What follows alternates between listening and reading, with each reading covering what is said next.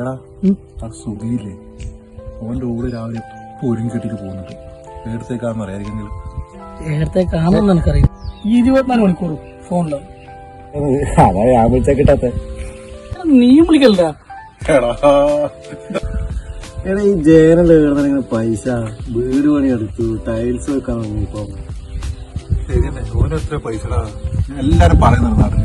എടാ ഓൻ ദുബായിലൊന്നും അവന് പണിയാണ്. എനിക്ക് അറിയില്ല. ഒട്ടകത്തിനെ കറക്കലാണ്.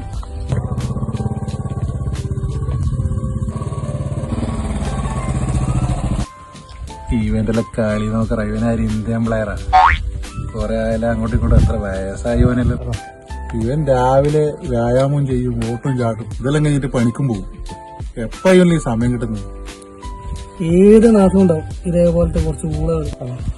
ചെറിയ കുഞ്ഞളാന്ന വിചാരം. ഓന്റെ പോക്കും പാന്റും വ്യായാമം. നമ്മെല്ലാം ഭക്ഷണമെല്ലാം ചിക്കനും മടനെല്ലാം അടിച്ചു തന്നു. 2 പെഗ് ഓടിക്കും. പിന്നെ അല്ലാണ്ട് ഇപ്പൊ അല്ലാണ്ട് പിന്നെ എപ്പ തിന്നണ്ട ഇതെല്ലാം? പൈസ തന്നെയാണ്.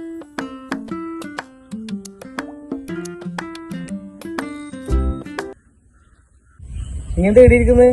എന്റെ ചങ്ങായത് അറ്റാക്കായിട്ട് ആശുപത്രിയില് അറിഞ്ഞിട്ടേ? ഞാൻ നട്ടല്ല ആയിരിക്കാണ്. അപ്പൊ നിന്റെ ചങ്ങായി സുഭാഷിന് ഇന്ന് രാവിലെ പോയി അറിഞ്ഞിട്ടാ? ഇല്ല, ഇന്നലെ കൂടെ അവനുണ്ടായില്ല.